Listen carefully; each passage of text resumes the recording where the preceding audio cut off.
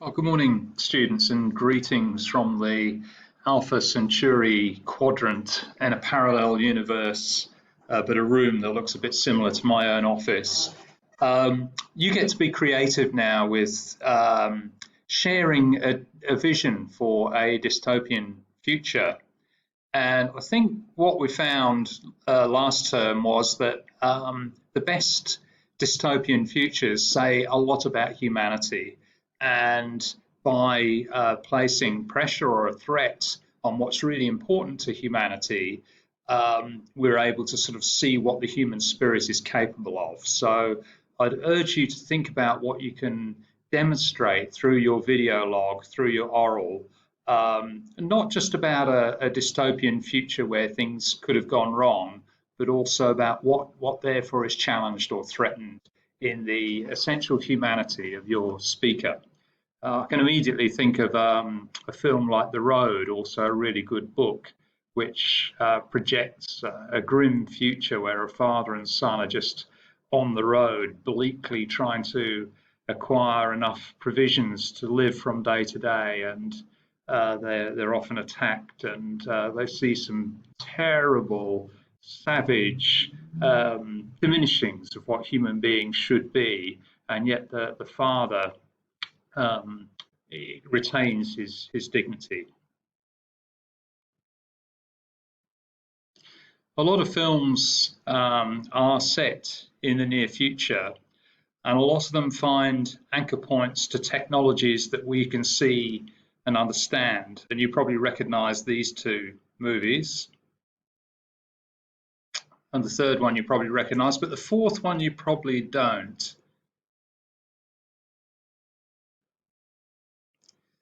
That fourth one, by the way, is from a film called Paris, Texas. It's not dystopian in the same way. It's more that the man featured has a sort of fragmented PTSD type memory, and it's only when cine footage of his own family life is replayed to him that his memory is unlocked.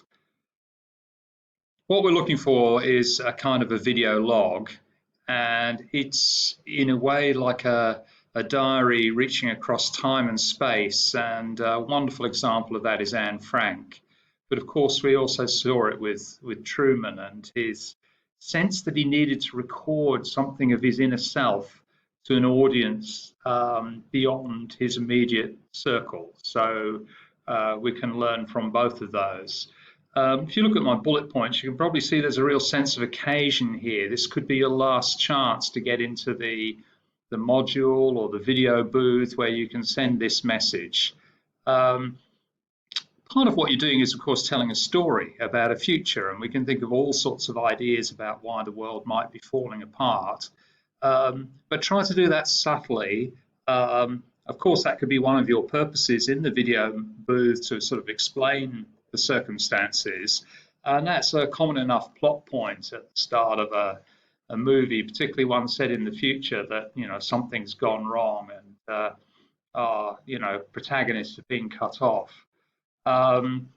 The essence of what you're doing is like a message in a bottle. You're wanting your story to be told, but also something of that essential humanity.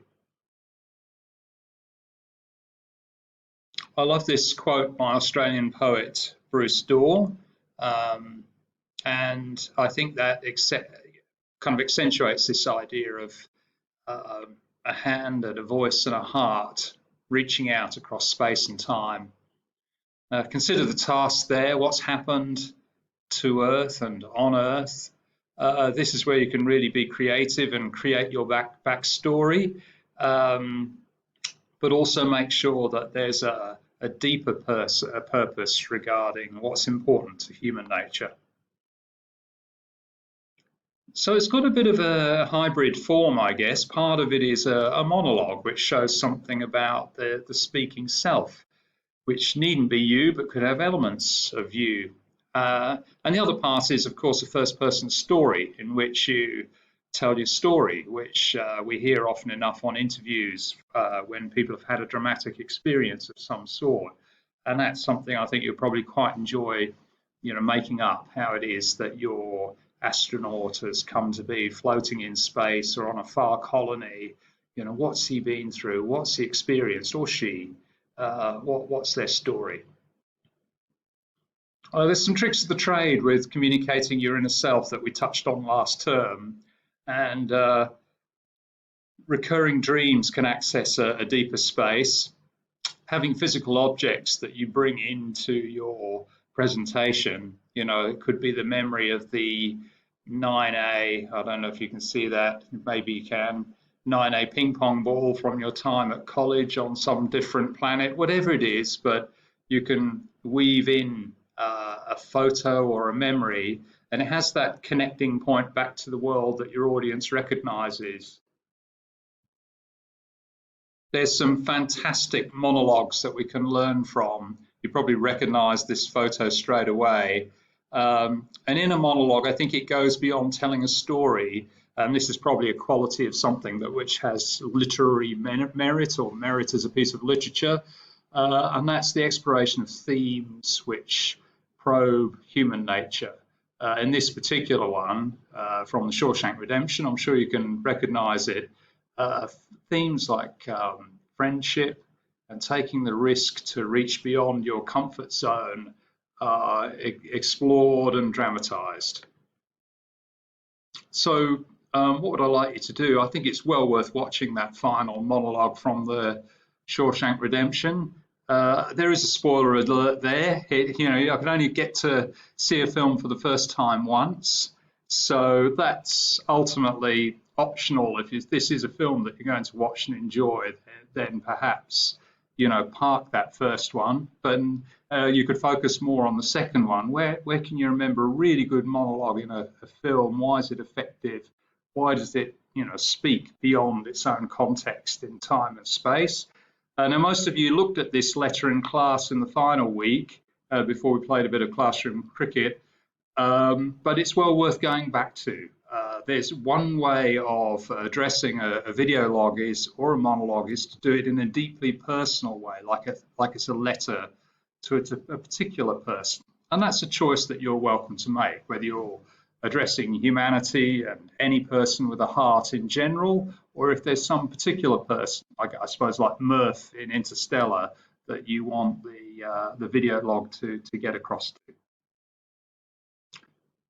It's quite a long oral, and so we've got to think a little bit about structure and sustaining it. You know, a big part of it is the story, the past. How do we get to this point? You know, what are you doing there? Why are you trapped? Why are you not able to come back?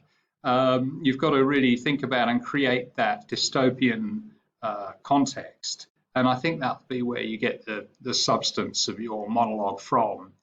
There's a nice quote there by Pope Francis about the COVID-19 situation. Of course, what happens with a dystopian future is you see how the veneer of civilization falls away very quickly, and we get to the heart of the matter and we see what human stuff is really made of, both the potential for ugliness and also the potential for heroism. So look, best of luck. Please feel free to offer me any feedback if I'm going to do little videos on PowerPoints. Want to make sure that they're helpful.